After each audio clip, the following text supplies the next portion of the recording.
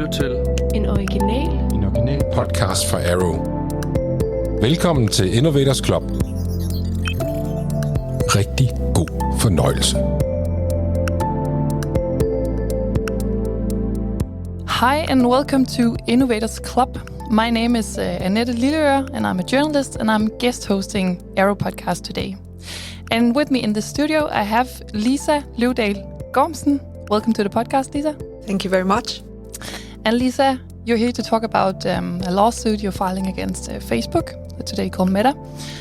And you have quite an impressive resume. So just so I don't get it wrong, could you please be so kind to introduce yourself? Yeah, thank you very much for inviting me. And yes, as you said, my name is Liza Gormsen and I am doing various things, but I am a senior research fellow at the British Institute of International and Comparative Law. And I'm also a senior advisor for the Financial Conduct Authority in London. Yeah. And you live in London? I live in London, yes. Yes. And a very important detail, you are Danish, right? I am Danish, yes. Yes. As you could hear from my lovely accent. Yeah, well, the same with me. But just to make it clear to the listeners also, we conduct this interview in English and we'll continue to do that because this lawsuit takes place within a British legal system and it also concerns an international company. So it makes sense to conduct in English and that's why we'll follow through with that.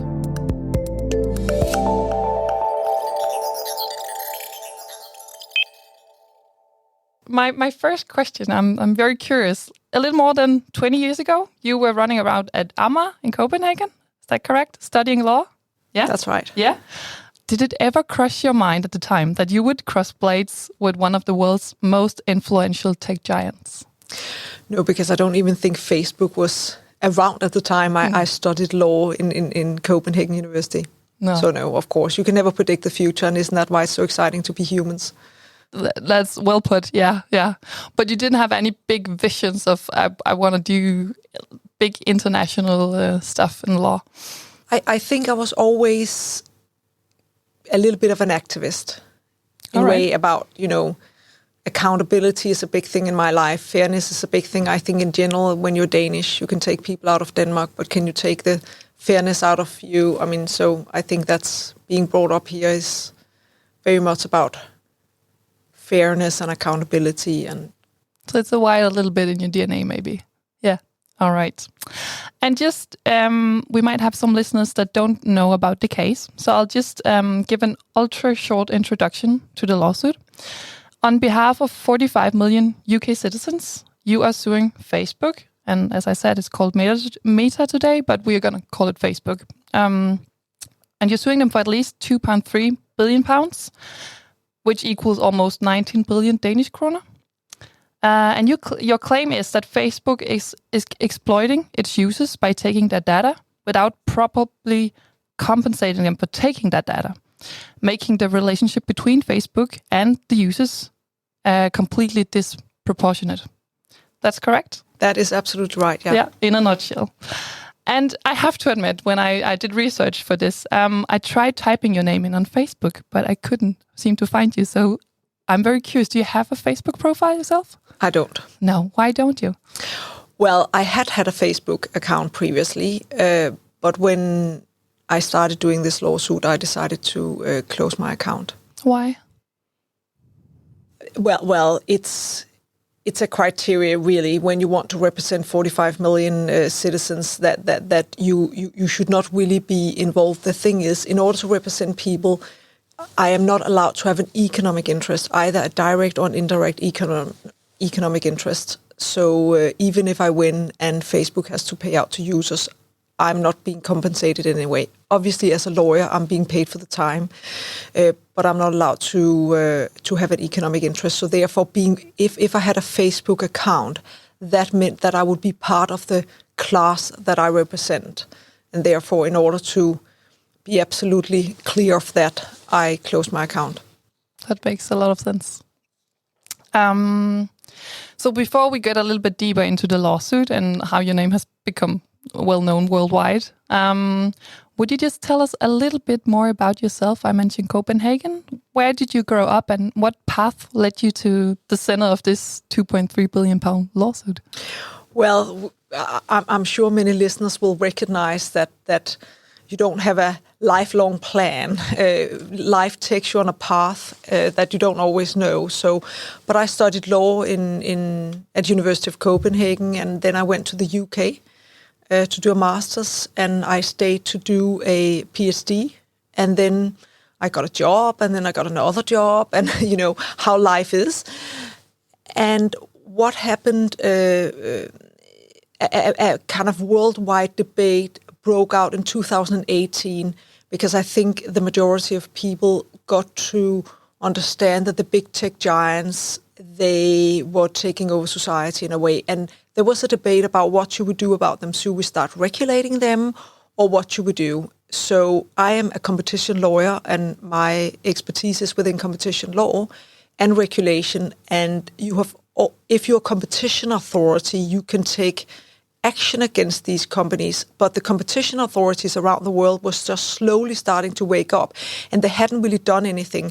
Neither the European Commission nor any national competition authorities. So a debate broke out about what should we do. Should we take action against these big tech giants under competition law, or data protection law, or consumer law, or should we regulate them? They are not mutually exclusive, so you can do both in parallel. But that was the debate at the time. So I sat down and I considered, you know, the business models. So, I mean, Facebook is, of course, not the only tech giant. There's many digital companies out there. They're fairly big. We have Microsoft, we have Amazon, we have Google, we have Booking.com. I mean, I could sit here and list. So I decided to look into a couple of business models. And the more I looked into Facebook's business model, the more I thought that something needs to be done, because of the sheer exploitation of its users. And because I'm a lawyer in the UK, and I live there, I thought it would be the obvious place to sue them in the UK. And also because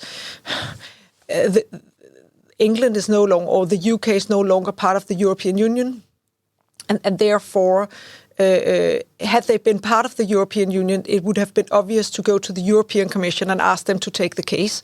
And if I look in my crystal ball, I am sure that the European Commission is not far away from taking a case against Facebook either. Okay. But because the UK was no longer part of the European Union, I decided to just do it there. Yeah. And is it also because you know the legal system there, so it's just more obvious to try it there? Yes. Yeah. And why is, like, going back to this debate that started in 18 also, why is it so important to protect our personal data? Well, you know, we are living in a digital economy. The world is becoming more and more digital every day. Our economy is becoming more and more digital every day.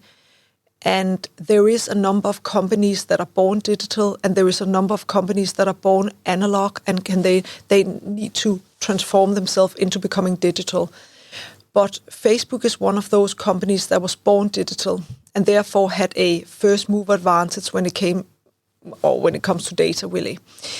So, and that's fine. And I don't think that anybody mind in a way giving up some of the data, because in order to live life today, you have to give up some data, and that's fine. But as you correctly said in the beginning in your introduction, this is about proportionality, and it's about the disproportionate relationship that has developed between Facebook and its users. And the fact is that I think a number of Facebook users are not even aware about what data they give up. Yeah, because I think that's very correct. Like most people know, they have a sense of, yes, when I go to Facebook, they kind of know what I'm doing. That's what I kind of give away. And then I get to use this for free. Like we say for free, we use the Facebook for free. But like then something I was very curious about, how do you make that calculation? How do you calculate the value of the users, like mine? And I am on Facebook. So my data versus the value that I receive. Of course, that's an important question. But let me just take one step back. Yes, please. To your premise that we're getting something for free. I know the listeners can't see that you put that in quotation mark because, of course, you know this is not for free. There is nothing that's free in life. And the minute you are given something for free, you are the commodity. You are the thing that they want. So you're right, it is for free in monetary terms, in terms of you don't pay a monthly subscription to be on Facebook. In that way, it's free. But you do pay with your data. And data is an extremely valuable asset for which you should be paid. So that's the first thing I want to say. How do you then put a value to that? Because there is, of course, what we in English call tit for tat, in a way. We get access to the Facebook platform without having to pay a monthly subscription fee. And in return, we are expected to give up something. And I don't think that the majority of people mind that at all. I just think it is the disproportionate relationship to what you're getting versus what you're giving back. And I don't think people are aware that how their data is used. And I even think that when people sign up to Facebook, that they understand what Facebook is doing with that data. And it's also the fact is that you don't have a choice. You have to sign up to their terms and conditions. It is a either or. Either you sign up to their terms and conditions or you don't get access. So it's not that that Facebook is giving you a choice to say, I'm going to use your data, and this is the way I'm going to use your data. They have terms and conditions. I wonder how many people out there are actually reading those terms and conditions. And even if you're reading them, do you understand them? Because in order to prepare for this lawsuit, obviously I read the terms and conditions. And it took me a week from Monday morning to Friday night. Okay, maybe I'm a very slow reader. I could not rule that out. Wow. But in general, it took a very long time because there's so many links. And if you click on those links, it takes you to another subset of terms and conditions and another subset of terms and conditions. It's like a rabbit hole and rabbit hole and rabbit hole. It was completely opaque. So even if people read it, I wonder whether they understand it. And this is not to say that people are not clever. It's just to say that you have to be pretty aware of what's going on in order to understand that. So first of all, I wonder how many people read the terms and conditions. And even those people that read the terms and conditions, do they actually understand them? So do they actually know what they consent to? But this case is not about consent because it's not a GDPR case. It is not a data case. We are concluding that kind of consent is not what's called meaningful consent. And luckily, we have a couple of cases around Europe where the court have decided that that's not meaningful consent. So we kind of drop that whole debate. This is a case that I am running under competition law because it is a company that is dominant in the market for social media and social network, and they are using their dominant position, and that falls squarely within competition law. And this is what I'm a specialist in. So it's a case that falls squarely within that. So it is to be distinguished from a data protection case. Yeah, because there has been some fine in that area recently as well. Okay, so there's a lot of, like, as a user, you actually don't know what you're signing up for. I don't know if it makes sense within this podcast or if it's too technical. Can you give us a little bit of a sense of? It's back to this question about how do you evaluate these things. Can you give us an example that kind of puts this into perspective that I don't receive as much as I give? Yeah. So I don't need to be technical, but I would say I am suing them for unfair trading conditions. That's what it's called, where there is a disproportionate relationship between the user and Facebook. And putting a value to that is not easy, but it's something that the court will have to do. We have suggested, and as you said rightly in the introduction, I've sued them for £2.3 billion. That's the minimum. And when we get into discovery and we get more evidence, it might likely increase that amount. So then you need to find a way, and the economic model. Of course, I have a huge team working for me, and part of that team is a group of economists, and they have developed a methodology and we rely on the excessive profit model. So we are looking at what Facebook has earned in the digital advertising side of the market, because when you have a business model that is based on advertising, you are in a two-sided market where Facebook earns their revenue from online or digital advertising. So a lot of big brands are advertising via Facebook, and that's where they earn their profit. And that's why they can offer the platform in the downstream market to end users like you and me, that they can offer that without taking a monthly subscription fee, because the way they earn their money is through advertising.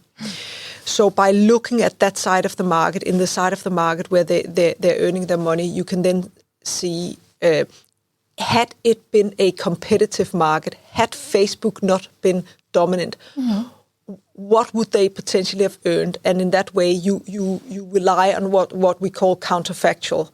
If they hadn't been dominant and these sorts of... so without going into the excessive profit model, because that's simply too boring for the listeners, but it's just to say that that's basically how we're putting a value to the data. Yeah, so you're making like an alternative scenario where they are not the dominant player in the field, and then seeing, okay, but they earn so much more money. Yeah, had this been a competitive market, what would the earnings have been? Yeah. All right. Okay, that gives a little bit of an idea without going too deep into that rabbit hole also. And that's also where you get the minimum amount of money from? Yeah, so 2.3 is without interest. Then you put interest on top, then it's near 3 billion pounds. But again, as I said, that's a minimum, and that's a starting point, and that could increase as the case progresses. Okay.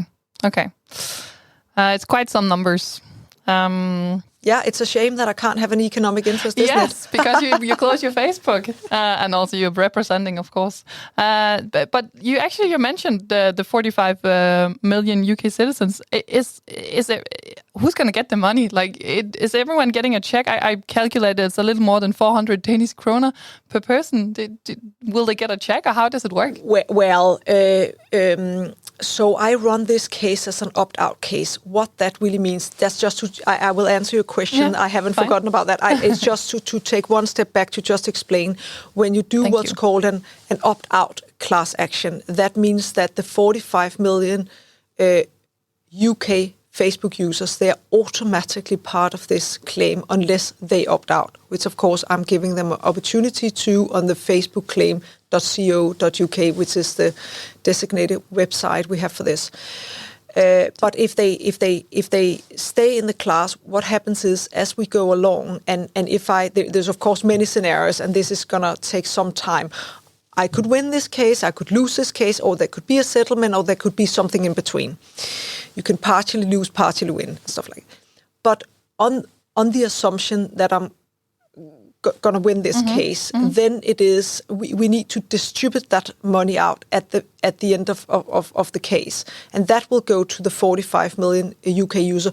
Whatever they individually get depends on, is that 2.3 billion going up or down, or in what direction, and then you have distribution at the end. And obviously, I've also employed a company to do that for me. Yeah, and that's obviously the court that decides what that amount will be. All right, and just to make it perfectly clear, the opt-out option is that you actively go and say, I don't want to be a part of these people. Yeah, opt-out is that you're automatically part of the class unless you say, I don't want to be part of it. So that is an easier option than the opt-in, where I had to go and ask that the people had to consent and sign up to this lawsuit. Do we have the opt-out option in Denmark? Well, I think you have that, but I think the system is very different here. I think I'm not entirely up to speed on the Danish system, but I think it's the consumer ombudsman who can take that, or an organization who can take these lawsuits if it's opt-out. I don't think like a private individual like myself could do that in Denmark. Okay. That was also just a sidetrack. Let's see how your case goes, and if the Danish ombudsman is gonna take it as well. Yeah, I mean, I would think if I'm successful in this case, it's kind of easy for them to put in to cut and paste, isn't it? I mean, yeah. I'll be, I'm all for sharing, so they can get access to all my documents, and then they can take it from there. Yeah, so you can just, you have the model and just, go for it. Besides the fine, because one thing is the money, what consequences do you think it will have for Facebook if we play with the scenario that you actually win? Well, it will have widespread consequences. I mean, and really on a global scale, because I have been contacted by competition authorities all around the world. So this case is being followed very closely because it's one of the first of its kind. And it will have consequences. If I win this case, that means that Facebook will have to pay for the data they're extracting from their users. And if they have to pay in the UK, why not? Why don't they have to pay in Europe, in the US, in Australia, everywhere else?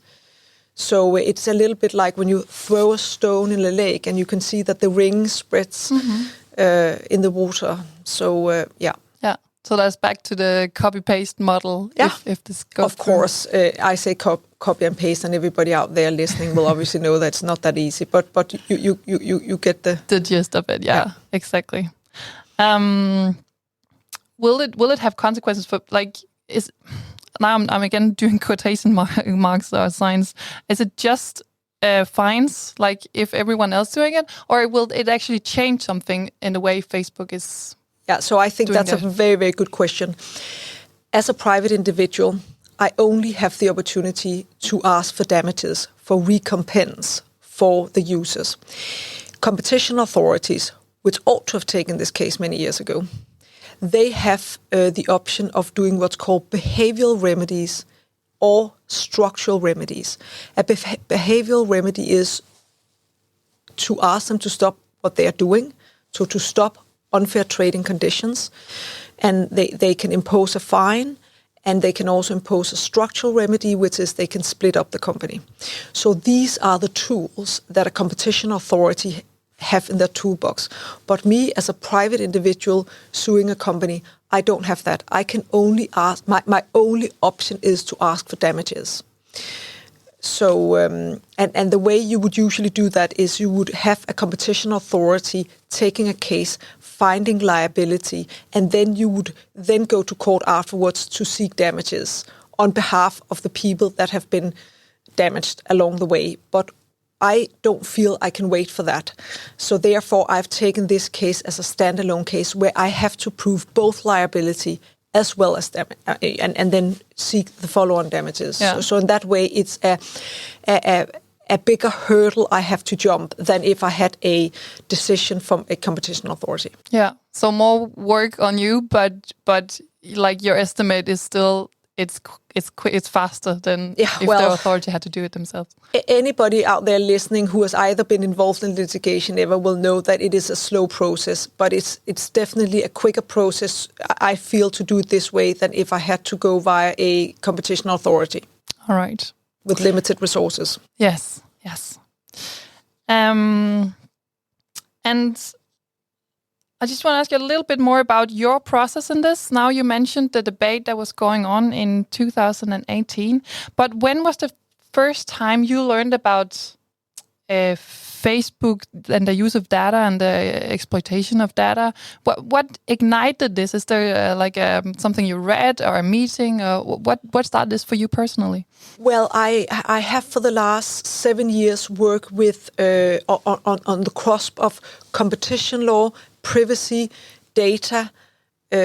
So when you work in that field and you become specialized in that field, then it becomes pretty obvious pretty soon which companies, the digital giants that are using data in the way they are. And I've worked a lot with the European Data Protection Supervisor, the late Giovanni Buttarelli, when he was in post, and you're part of the debate. I mean, I'm a lot in, obviously I live and work in London, but I'm a lot in Brussels, Washington, D.C. These debates has been going on the last 5 to 7 years. And when you are heavily involved in these debates, you start thinking about these things, and you start thinking that something needs to be done. And because the European Commission, as well as the national competition authorities around the world, have been fairly slow to pick up what was really going on. And because competition enforcement is not exactly the quickest of things to do. All right. Yeah, fair enough. So it just kind of came along the way because you're in the field and you hear the whispers and the discussions and and you learn about you get your head around the business models, and you're thinking, well, I mean, the advertising business model is of course a very, very old business model. It's something that newspapers has been engaged in for a very long time, and there is absolutely no problem with the advertising business model. It's just like, you will remember decades ago, you would have contextualized advertising in newspapers, but now you have personalized advertising, and that's also easy because you just go out to the individual. So the digital economy we're living in, it becomes more and more personalized advertising, but in order to have really perfect personalized advertising, you need personal data, and that's where this can become a bit of a problem. Not always, but if you are a dominant undertaking like Facebook, you have a special responsibility to behave in a certain way. And if you're then exploiting users and exploiting their personal data, then that becomes a problem. Mm-hmm.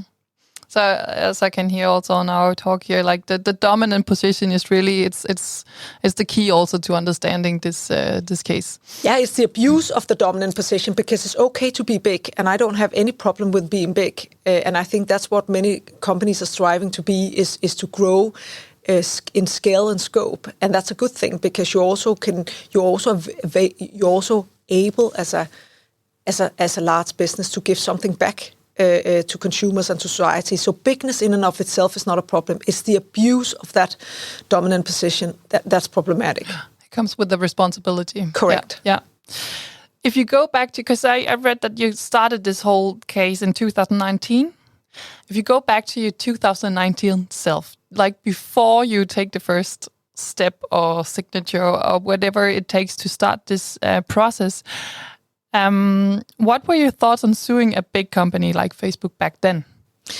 I didn't have many thoughts about that, because in a way, whether you're suing big or small, in a way, you don't think much about it. You're more in the technical element. But yes, I am wearing my tin hat, because I thought that a lot of stones were going to come my way. But yes, when I started thinking about it in 2018, I obviously also needed money to fund this lawsuit, because going up against Facebook was not going to be easy. So, and on behalf of 45 million. So therefore I needed funding for that. And because I needed to, I'm a lawyer myself, but you need to employ a fairly large team to go up against a big company. So in terms of the scale of this lawsuit, we are currently, I think, around 23 people working on this case, in terms of lawyers, barristers, data scientists, economists, PR people. So it's a fairly big team, and in order to pay these people, obviously, I needed money. Yeah. So I have what we call third-party litigation funding, and that's something that's fairly big in the UK, and I don't think that's something that you operate with very much in Denmark. Mm-hmm. Okay, so was it fairly easy to get nothing funding? is easy when it comes to litigation. Let me just easy is not the word. Fair enough. It's hard work, but I wonder, everybody who has a job, it's hard work. I mean, every time you need to do something, it's hard work. I mean, I thinking back on my life, I don't think anything has ever been easy, really, and especially not if you decide to go up against Facebook. And it's very difficult, because I also thought some advertisers must also be unhappy about the way Facebook is treating them on the other side of the market, on the paying side of the market. But nobody wants to stick their head above the parapet. Nobody really wants to go up against Facebook. At some point, I just get a little bit tired of listening to people complaining at dinner conversations about the big tech giants, and complaining about the misuse of data, complaining about Facebook, and nobody does anything. And I just decided, you know what? I'm an antitrust lawyer. I can actually do something about this. So if I get some litigation funding, and luckily I've had some amazing backers who believed in this and thought I was the right person to do this. So I got the money. Yeah, with hard work. Yes. Yes. It also strikes me a little bit like you're I don't know if you say it like these things, but a doer. Like that's the sense I get from your telling. Also, like, okay, but then let's do it. Like, let's not sit around and complain so much. Let's see if we can make it happen. That was just the way I always was. But that's also, if you are not afraid of failing in life, you become a doer, because you try, and if it doesn't work, then you try again, and you learn from your experience, and you learn from your failures, and you get up, you dust yourself off, and you move on. And I don't think it's a problem in a way. I've been very fortunate because I've always worked in a learning environment. So if you fail, people have said, you know what, let's try it again. And if that's the way you're brought up, both from your family and throughout your career, and maybe I've just been extremely lucky that I've worked for amazing people along the way who have believed in me and given me a chance. And those people that haven't given me a chance, they have afterwards, contacted me again. And, it's about failing and getting up and not being afraid of that. I think that's very strong, very inspiring to. But that's how you become a doer, because if you every time you try something, and if people slap you on your fingers, then at some point you withdraw. But if people allow you to fail and try again, then it's easier to become a doer. Is this actually kind of your drive also? Because I'm thinking a little bit about David and Goliath, the Bible story, the little kid going up against this big giant. And for me, it would take a lot of courage to go up against Facebook. But I don't know if you would put the word courage on, or it's more in this DNA you're talking about. Well, it's probably not for the faint-hearted. So if you can't sleep at night doing these things, you probably shouldn't do these things. But, I think it's all about what your life is otherwise, because there are other things that makes me sleepless at night. But litigation and Facebook are not one of them. All right. Okay. Yeah. But we all have our triggers, don't we? True. Yeah. That's being human, right? Yeah. Exactly. So work was never a thing that kept me awake at night, ever. But of course, there are other things in life that can.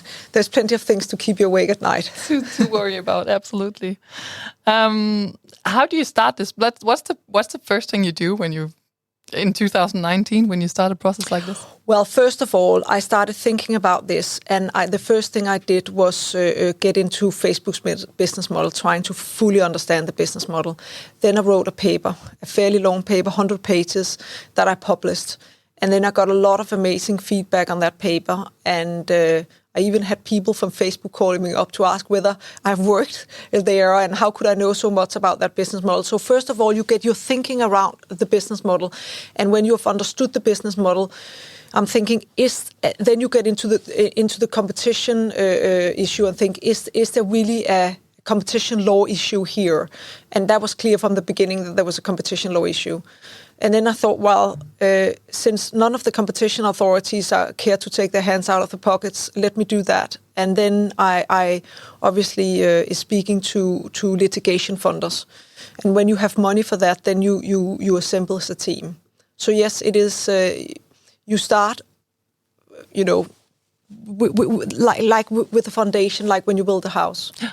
You start in the little, and then it grows up. And of course, if nobody had believed in me and thought I was the right person to do this, then I wouldn't have got funding in the first place. But then you have people believing in you, you get funding, and suddenly, obviously, I've worked for more than 20 years in London, so I know who are the right lawyers, who are the right barristers, who are the right economists, and therefore, in a way, and then suddenly when you get the best lawyers to help you with this, the best economists, the best barristers, then things are starting to pick up that everybody wants to be on the right side of history, because if you've been turned down along the way, then it could have been stopped in the track. So it's also that there's been a lot of positivity around this. And I also think people are fed up and something needs to be done. Yeah. So the time, the timing was on my side. Yeah. If I wanted to do this lawsuit 10 years ago, maybe people would not have realized at the time some of the shenanigans that these big tech giants are doing. But I think time was on my side. I had time with me in the way it was the right time to do it. Yeah, time and timing. Yeah. How much time do you spend on average? Like you said, you have a team of 23 people now. Yeah, about something like that. How much time do you spend on an average day working on this, and also maybe thinking about it? Well, now this is just one of the many jobs I have. All right. Okay. So, but litigation goes in phases. So then we are going to court on the 30th of January. So right now it's very, very busy getting all the arguments ready and skeletons and all of that. And then when we have been to court, then we can relax a little bit until we get a judgment. And that's just the first step. That's to get a collective proceeding order in order to move forward to trial. So along the way, so it goes in ebbs and flows. Yep. In a way. Yep. But besides that, I also do a lot of other things, of course. I work in financial markets as well. And so how much... I work a lot, let me say. I think in general, lawyers, they work a lot, but particularly when you're litigating, you work quite a lot. But I don't mind that because it keeps me busy. So working is not a thing that I shy away from really. But yeah, I work a lot, but you think about this a lot. But then you also kind of forget about it when you move on to something else. Okay. Yeah. So it's not all-consuming, if that's what you're asking. that was a part of what my question, at least. Yeah. And now you said it yourself. You're going to court this January. What is the status of the lawsuit as we speak?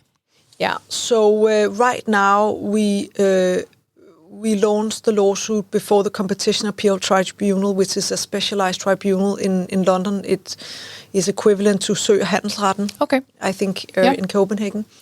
And we did that in February last year. And this year, on the 30th of January, the court has scheduled 3 days for our initial hearing, which is all about getting a collective proceeding order, meaning that the court agrees with me that this should be an opt-out class action rather than an opt-in.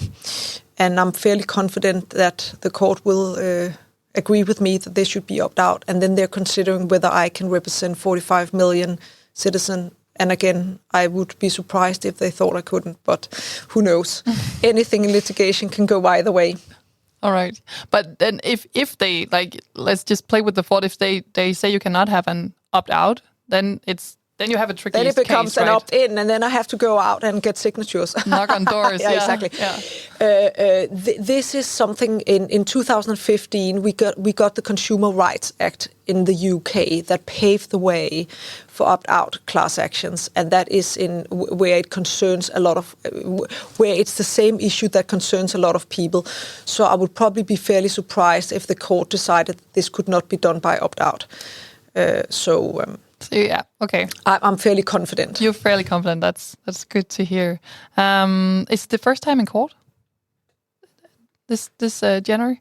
Yes, that is the first step. Yeah, that's right. That's the first step, and that's to get a collective proceeding order. And if we get the collective proceeding order, then we move to full trial, and then we go into a period of discovery where we ask for evidence. And okay, and what is the time aspect of that? Because you began in 2019. You're doing your first time in court, 2023. When will this be? When's the trial finished? Well, anybody who's doing litigation will know that this is not. There's no fast track in litigation, unless you take an injunction. But yeah, so what are the prospects? Many things can happen along the way. Of course, Facebook can offer to settle. And if that is the best for the people I represent, then I will go into settlement discussions. So then it can finish fairly quickly. But if they are not willing to settle, then if we have to go all the way, I would imagine we're talking years rather than a month. Okay, so it might be not before 2025. Yeah, who knows? Yeah, I'm not going to put a number to it. Fair enough. Fair enough. If Facebook were to go ahead and actually win the case, what do you have a plan then? Well, with anything in life, you can win and you can lose and you can end somewhere in between. And I don't mind, of course, it's almost more fun to win than to lose. Of course. But should I go, if I lose, it has still had enormous positive, sends a lot of positive waves, because we have started this debate, and we have started the debate about what is value of data, and should individuals be paid for their data. And there's a lot of good debates coming out of this litigation, and it has, I'm speaking to authorities all around the world about these things. So it's interesting, no matter what way it goes, because I may not win, but then somebody will take this lawsuit, and somebody will win at some point.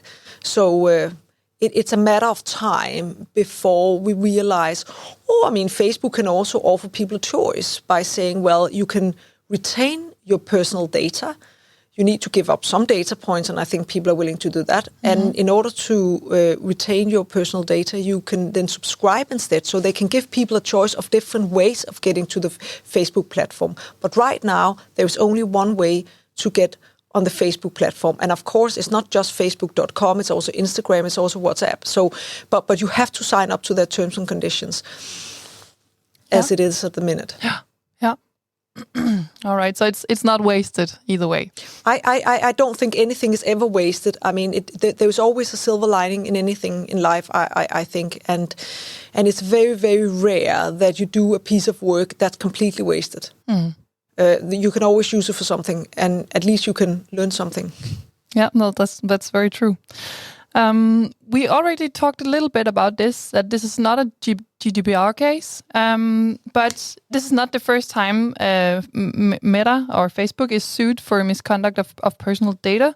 Just recently, Ireland's Data Protection Commission issued a fine against Meta totaling almost 3 billion Danish kroner, if I understand correctly, for illegally forcing users to accept personalized ads.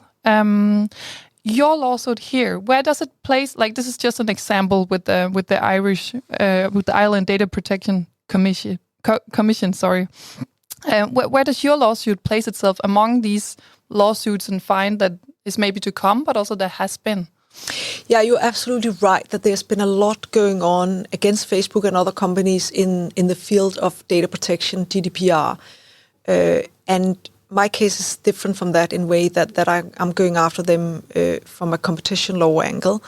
And of course, the remedies are different from what it is in the data protection field. And yes, I'm very well aware of the cases that has come out of Ireland, and that there's been cases other places in Europe as well. But none of them has been under competition law. So and the fines that is imposed by the DPA in Ireland is significantly lower than what I'm asking for, because this is a behavioral fine. They have been fined for the behavior they had done and the misuse of data, whereas mine is all about trying to seek recompense and damages on behalf of the individual users that has been harmed along the way, the data exploitation and the unfair trading practices. Is yours the first within competition law? Yes. All right. Okay. Yeah. That's very significant. It is, but I also think that a number of people tend to shy away from competition law because these are very difficult cases to prove. You first have to prove that Facebook is dominant within a defined market, the market for social network, social media. That is the first test. Then you have to prove that they have abused that dominant position. And then, so you can see there is a number of hurdles, and then there need to be causation between the harm they have done, the abuse, and then that the individual users has been harmed by this behavior and therefore seeking damages on their behalf. Yeah. Liza, we are almost at the end. My final question is, it's a little more in this field, because there seems to be a rhetoric among EU policymakers that we need to make hard regulations for these tech giants to make sure they don't exploit people and systems. But as maybe your case shows, it can be a little tricky and it can be very slow to put into action. Based on your experience and your knowledge, where do you see these matters develop in the future? Yeah, it's difficult. as you mentioned, the European Commission, they have just enforced the Digital Markets Act and the Digital Services Act, which are two acts that goes against these, or is, if you are a gatekeeper, which many of these tech giants they are, there is a set of obligations that they need to adhere to. So in a way, that's regulation. What I'm doing is and then the competition authorities, they can do enforcement. And as I said earlier on, these two are not mutually exclusive. They can run in the parallel. So you can have regulation and then you can have enforcement against the companies.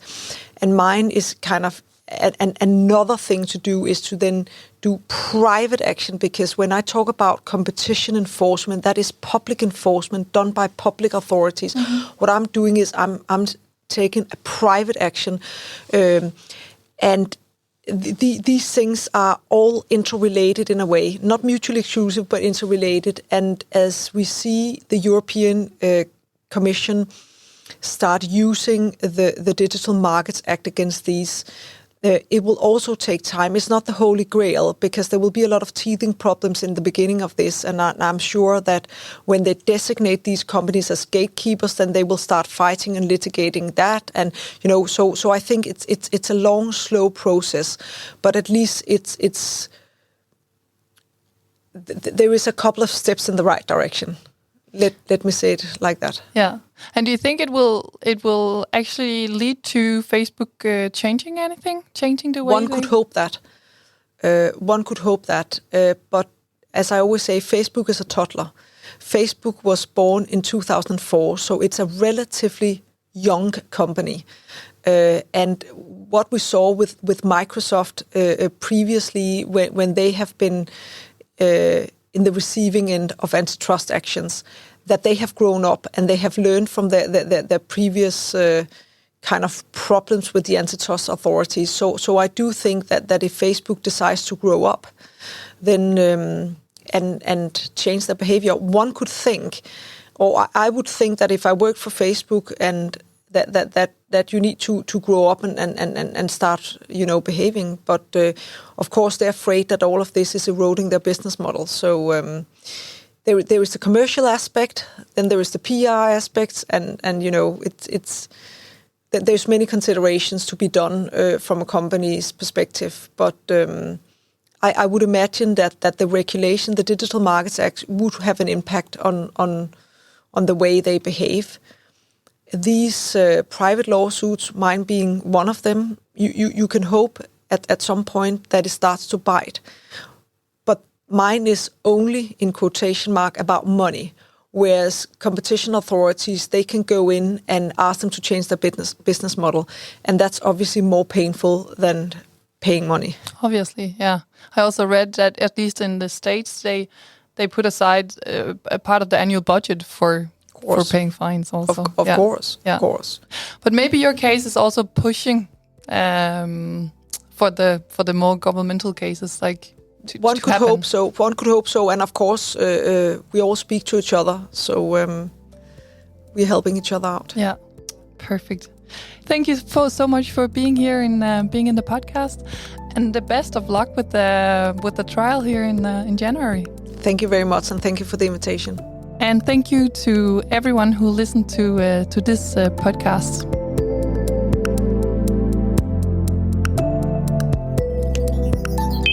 Husk, du kan finde links og mere materiale i podcastens episodebeskrivelse.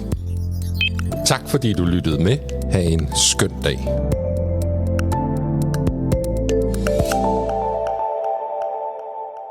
Har du ønsker til en podcast, vi endnu ikke har lavet? Så send os en besked.